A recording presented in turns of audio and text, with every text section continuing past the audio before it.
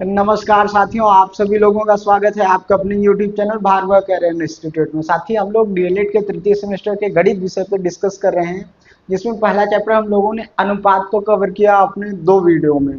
आज हम लोग इस वीडियो में जो है समझ पाएंगे क्या इस अनुपात वाले टॉपिक के क्वेश्चन और आंसर। जब हम लोग लॉन्ग डिस्क्रिप्टिव पेपर देने जाते हैं तृतीय सेमेस्टर का, तो हम बहुत सारे प्रश्न अपने को देखने को मिलेंगे। 4 प्रकार के प्रश्नों को हम यहाँ लाए हैं। इन 4 प्रकार के प्रश्नों से अंदाजा लग जाएगा कि जो हम लोगों ने 2 प्रीवियस वीडियो देखा वहां से कितना हम लोग कवर कर पा रहे हैं। ये आपके इस चैप्टर के सबसे टफेस्ट प्रश्न है। अगर ये आते हैं आपके 2 नंबर में भी आ सकते हैं, 1 नंबर में भी आ सकते हैं और 2 विकल्पी में भी आ सकते हैं। तो साथी देखते हैं हम लोग पहला प्रश्न।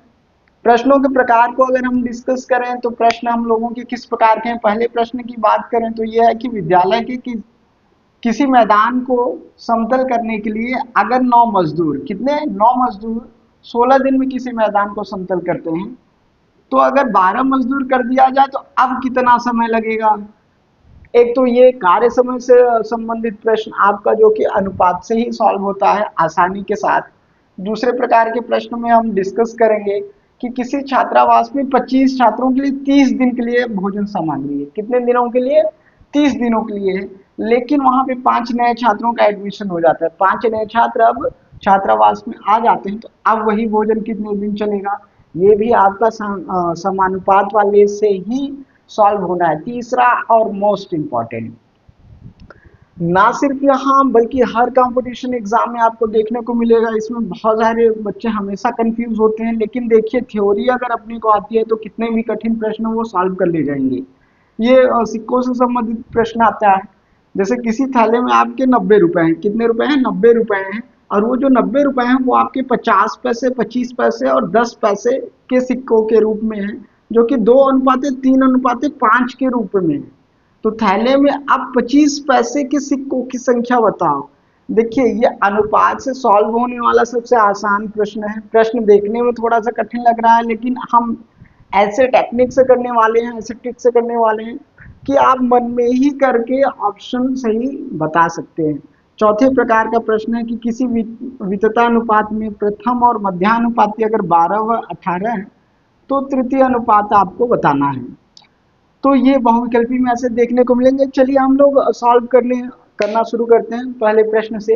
आप एंड तक बने रहिए। आपको इस वीडियो में अगर आज तक आपको गणित नहीं समझ में आई है या नहीं आती है, डर या भय का माहौल रहता है जब प्रश्न पत्र गणित का लग जाता है, तो हम आपको बता रहे हैं कि गणित इतनी आसान विषय हम बना के यहाँ से जाएंगे कि आपको लगेगा कि साथी ये गणित तो बहुत आसान है। चलिए स्टार्ट करते हैं। पहला प्रश्न कह रहा है कि विद्यालय का जो मैदान है वो समतल करना है ना। जिसमें 9 मजदूर लगे थे वो 16 दिन में वो कार्य करते हैं। क्या क्या अपने को दे रखा है? मजदूरों की संख्या दे रखी है और दिन, अर्थात अगर 9 मजदूर लगते हैं तो कितने दिन में कार्य संपन्न होता है आपका? 12 दिनों में। अब प्रश्न में कह रहा है कि मजदूरों की संख्या कितनी कर दी जाए? 12 कर दी जाए, अर्थात क्या कर दी जाए? बढ़ा दी जाए। तो अब कितना दिन लगेगा? मान लेते हैं हम x दिन लगेगा। देखिए कॉन्सेप्ट यही, समानुपात जो हम लोगों ने पढ़ा है यही लगेगा। क्योंकि मजदूरों की संख्या क्या हुई है? बढ़ गई है। क्या हुई है? बढ़ गई है। तो निश्चित रूप से जो दिन लगेंगे वो क्या होंगे? कम लगेंगे, है ना। क्या लगेंगे? कम लगेंगे। सारा गेम इस तीर का ही है। तीर को बहुत ध्यान से अगर आपने लगा लिया, तीर के नोक को समझ लिए कि तीर का नोक कहाँ पे लगना है, तो ये सवाल सॉल्व हो जाना है। कोई टेंशन की बात नहीं है। देखिए जो आपका तीर का जो दूसरे वाला नोक होगा, किनारा होगा, वो हमेशा आपका चौथा पद होगा। समानुपात में हम लोगों ने डिस्कस किया है क्या होता है।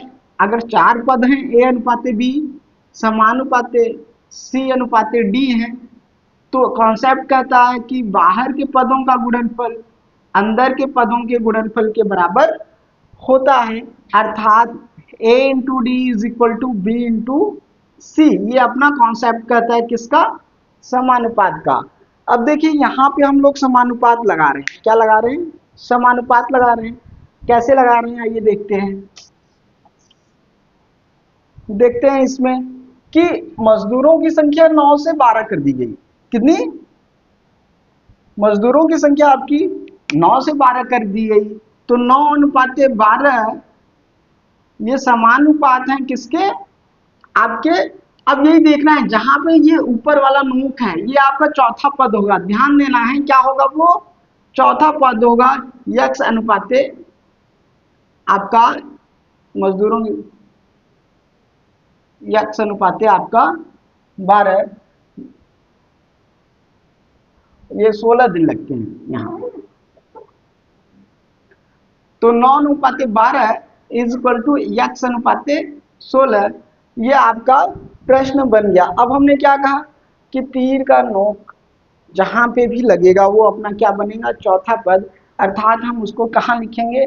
आखिरी में लिखेंगे। अब समानुपात का कॉन्सेप्ट यहाँ पे लग जाता है। इसमें क्या लग जाता है कि बाहरी पदों का गुणनफल जो आपका होगा वो अंदर के पदों के गुणनफल के बराबर होगा। चलिए हम लगा देते हैं 9 into 16 is equal to 12 into x. और अपन को यही एक्स की वैल्यू पता करनी है कि कितने दिन लगेंगे। तो इसको हम कर लेते हैं 9 इंटू 16 अपन 12, इसको काट देते हैं 4 3 12 4 4 16 3 त्रिका 9। तो टोटल कितने दिन लगेंगे अब आपके? 12 दिन। ये आपका आ गया आंसर। देखा कितने आसानी से सॉल्व हमने कर लिया। सिंपल सा जो प्रश्न ने कहा उसको हमने लिख दिया और तीर लगा लिया। ये जो हम लोगों ने कॉन्सेप्ट पढ़ा था, कौन सा कॉन्सेप्ट पढ़ा था? जब हम लोग समानुपात पढ़ रहे तो वहां पे हम लोगों ने पढ़ा था प्रतिलोम समानुपात। क्या पढ़ा था?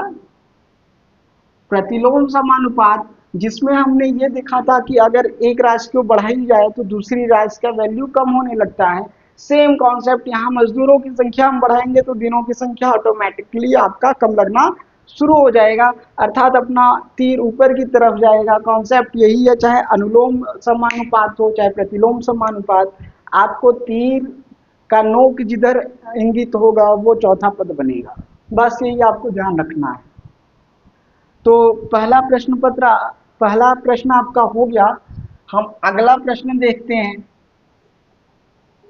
इसी तरीके से इतना आसान आपका ये सारे प्रश्न बन जाते हैं। बस थोड़ा सा अगर हम कॉन्सेप्ट जो हम लोगों ने 2 वीडियो में डिस्कस किया था अगर उसको ध्यान से देख लेते हैं और थोड़ी सी प्रैक्टिस कर लेते हैं तो गणित से अच्छा विषय कोई है ही नहीं। नेक्स्ट हम देखते हैं। इसमें अब क्या कह रहा है? इसमें कह रहा है कि कोई छात्रावास है जिसमें 25 छात्र हैं। कितने छात्र हैं आपके? छात्रों की संख्या पहले कितनी थी? 25 थी। और भोजन जो आपका उपलब्ध था वो उपलब्ध था 30 दिनों के लिए। कितने दिनों के लिए? 30 दिनों के लिए उपलब्ध था। लेकिन अब वहां पे 5 नए छात्र आ गए। कितने छात्र आ गए? 5 नए छात्र आ गए। अर्थात अब नए छात्रों की संख्या हो जाती है 30। तो अब भोजन की संख्या बताओ। ये हम लोगों की संख्या अगर बढ़ जाएगी तो ऑटोमेटिक भोजन कम दिन चलेगा। अर्थात ये तीर जो है ये लगेगा उल्टा और ये बनेगा अपना चौथा पद। समानुपात इसमें लगाते हैं तो ये बन जाता है आपका 25 गुणे 30 समानुपात x इंटू 30। यहाँ से x का वैल्यू हम निकाल देते हैं। आपका हो जाएगा 25 गुणे 30 बटे 30। 30 से 30 कट जाता है तो x बराबर 25 दिन। अर्थात अब जो भोजन की संख्या है वो 25 दिन चलेगी अगर 5 छात्र आपके नए आ गए। देखिए कितनी आसानी से हम लोगों ने सॉल्व किया। कुछ करना ही नहीं है। सिंपल सा जो वैल्यू दे रखा है उसको रखना है। ध्यान लगाना है कि प्रतिलोम समानुपात है कि अनुलोम समानुपात है। अर्थात पहली राशि बढ़ने से दूसरी राशि घटेगी कि बढ़ेगी, बस यही सोचना है। सिंपल सा कॉमन सेंस अगर हम लगाएं तो छात्रों की अगर संख्या बढ़ेगी तो भोजन भाई कम दिन चलेगा। सिंपल सा लॉजिक है। तो हम लोगों ने वही किया, छात्रों की संख्या बढ़ी तो भोजन की संख्या घटी। तीर अपना ऊपर लगा, तीर जहां पे खत्म होता है वो अपना चौथा पद बन गया। यहीं पे गलती होती है, जब हम इसको तीसरे और चौथे पद में अगर आगे पीछे कर देते हैं तो अपना आंसर आ जाता है गलत। तो ये अपना दूसरा प्रश्न सॉल्व होता है। नेक्स्ट प्रश्न हम देखते हैं। हाँ तो साथी चलिए अब हम लोग अपने मोस्ट इंपॉर्टेंट तीसरे प्रश्न में चलते हैं। हम लोगों का तीसरा प्रश्न जो है वो हर एग्जाम में आपको देखने को मिलेगा, चाहे वो एसएससी सीजीएल का एग्जाम हो जाए, चाहे वनडे का कोई भी एग्जाम हो जाए। इस प्रश्न में क्या बात की जाती है कि कुछ रुपयों की संख्या दे दी जाएगी और सिक्कों की संख्या आपकी पूछी जाएगी अनुपात में देने के बाद। तो प्रश्न पढ़ते हैं, दिया है कि किसी थैले में मान लेते हैं 90 रुपए हैं, जो कि 50 पैसा, 25 पैसा और 10 पैसे के सिक्के हैं, और उनका जो अनुपात है उस थैले में वो 2 अनुपात, 3 अनुपात और 5 के अनुपात में है। तो थैले में 25 पैसे के सिक्कों की संख्या बतानी है। प्रश्न समझ में आ गया हम लोगों को। एक थैले में कुछ रुपया है जो कि 3 प्रकार के उसमें सिक्के हैं, 50 पैसे का सिक्का है, 25 पैसे का सिक्का है और 10 पैसे का सिक्का है, और उसका अनुपात हम लोगों को बता दिया गया है। अब वो थैले में सिक्कों की संख्या पूछ रहा है कि वो जो 90 रुपए हैं कितने कितने सिक्के हैं जो वो 90 रुपया बना रहे हैं। तो हम कोई भी वो सिक्के का क्रम पूछ ले वो इसी मेथड से सॉल्व हो, चाहे वो 25 पैसे का पूछे, चाहे 50 पैसे का पूछे, चाहे 10 पैसे का पूछे। चलिए प्रश्न हम देखते हैं। टोटल मूल्य कितना है आपके थैले में, वो है 90 रुपए। कितने हैं 90 रुपए, और अनुपात दे रखा है 50 पैसे का अनुपात 2 दे रखा है, 25 पैसे का अनुपात आपका 3 दे रखा है, और 10 पैसे का अनुपात आपका दे रखा है कितना, 5 दे रखा है। अब मान लेते हैं कि ये जो पैसे हैं वो आपके यक्स है, अर्थात जो थैले में अब सिक्कों की संख्या है वो कितनी है, सिक्कों की जो संख्या है वो 50 पैसों की संख्या जो है वो 2x है, 25 पैसों की संख्या आपका 3x है, 10 पैसों की संख्या आपकी 5x है। ये तो संख्या हो गई। अब चूंकि अपने को मूल्य दे रखा है क्या, 90 रुपए, तो जब तक हम इनके मूल्यों में परिवर्तित नहीं करेंगे तब तक ये प्रश्न सॉल्व नहीं होगा। तो इनको मूल्यों में हम परिवर्तित कर लेते हैं। हमने अनुपात में कॉन्सेप्ट पढ़ा था कि तुलना या अनुपात तभी निकल सकता है जब राशियां जो है सेम मानक में हो, सेम मात्रक में हो। तो या तो हम पैसे को रुपए में बदल दें या रुपए को पैसे में बदल दें, दोनों मात्रक एक करना पड़ेगा। तो हम लोग यहाँ पे जो है इन पैसों को रुपए में बदलते हैं। तो अगर मूल्य की बात करें इन सिक्कों की, तो मूल्यों में इन लोगों का अनुपात क्या निकल के आएगा, क्योंकि 2x आपका अवेलेबल है और 50 पैसे के सिक्के हैं, तो 50 पैसे को अगर हम रुपए में बदलेंगे वो क्या होगा, 1/2 या 0.5 रुपया होगा। क्या होगा, या तो 1/2 रुपया, आधा रुपया होगा, 50 पैसे, या तो 0.5।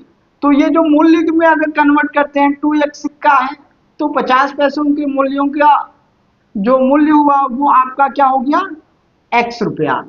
ऐसे ही हम 25 पैसे की अगर बात करें, यह आपका 50 पैसे का था, अगर 25 पैसे की हम बात करें तो 3x है, और 25 पैसे को रुपए में अगर हम बदलते हैं तो वो क्या होता है 0.25। तो यहाँ पे आता है मूल्यों में 0.75 रुपया हम लोगों को निकल के आता है मूल्यों में 25 पैसे का। ऐसे ही 10 पैसे की अगर हम बात करें तो चूंकि सिक्कों की संख्या 5x है, तो इनको अगर हम 10 पैसे 0.10 से गुणा करेंगे तो इनका मूल्य निकल के आएगा 0.50x।